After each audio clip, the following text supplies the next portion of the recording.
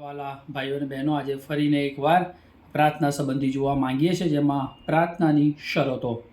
મિત્રો, 7 શરતો એ બહુ ઇમ્પોર્ટન્ટ છે. પહેલી છે, ઈશ્વરની ઈચ્છા મુજબની આપણી પ્રાર્થના હોવી જોઈએ. રૂમી 8 અને 27મું વચન સાથે પ્રભુ ઈસુ ખ્રિસ્ત માથી 26 અને 39માં પણ એ વાત કરે છે કે મારી નહીં પણ તમારી ઈચ્છા પૂરી થાવ.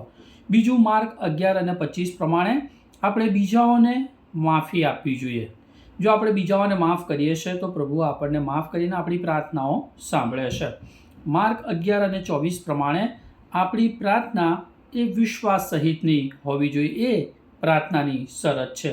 1 યોહાન 3 અને 22 પ્રમાણે આપણે ઈશ્વરની આજ્ઞાઓનું પાલન કરવું જોઈએ. એટલે વચન કહે છે એ પ્રમાણે જ્યારે આપણે જીવન જીવીએ છીએ તો આપણી પ્રાર્થનાઓને સાંભળવામાં આવે છે.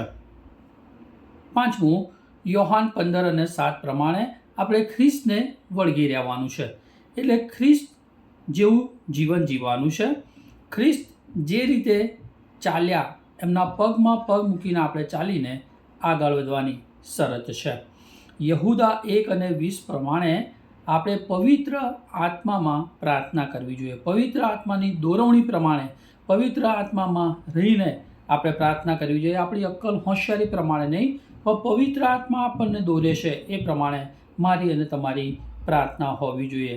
7મું અને છેલ્લું જે પ્રાર્થનાની શરત છે એ યોહાન 16 અને 24 પ્રમાણે આપણી પ્રાર્થના એ પ્રભુ ઈસુ ખ્રિસ્તના નામમાં કરવાની છે. આપણી પ્રાર્થના એ પ્રભુ ઈસુ ખ્રિસ્તના નામમાં કરવાની જરૂર છે. ત્યારે આપણી પ્રાર્થના એ સાંભળવામાં આવશે. એટલે આમ પ્રાર્થનામાં 7 શરતો આપણે જોઈ કે ઈશ્વરની ઈચ્છા મુજબની પ્રાર્થના હોવી જોઈએ. આપણે આપણી વિરુદ્ધ કોઈએ ખોટું કર્યું છે તો આપણે એને માફ કરવું જોઈએ. એ બીજું. અને ત્રીજું છે, વિશ્વાસથી પ્રાર્થના કરવી જોઈએ. ચોથું, આજ્ઞા પાલન જરૂરી છે. 5મું, આપણે ખ્રિસ્તને વળગી રહેવાની જરૂર છે. 6થું, આપણે પવિત્ર આત્મામાં પ્રાર્થના કરવાની જરૂર છે. અને 7મી અને છેલ્લી શરત કે આપણે પ્રભુ ઈસુ ખ્રિસ્તના નામમાં પ્રાર્થના કરવી જોઈએ. જ્યારે આ શરત પ્રમાણે આપણે પ્રાર્થના કરીએ છીએ ત્યારે આપણી પ્રાર્થનાઓ એ સાર્થક, પરિણામલક્ષી અને હેતુપૂર્ણ, અર્થપૂર્ણ બને છે અને આશીર્વાદિત પ્રાર્થના આપણે કરી શકીએ છીએ. Thank you very much.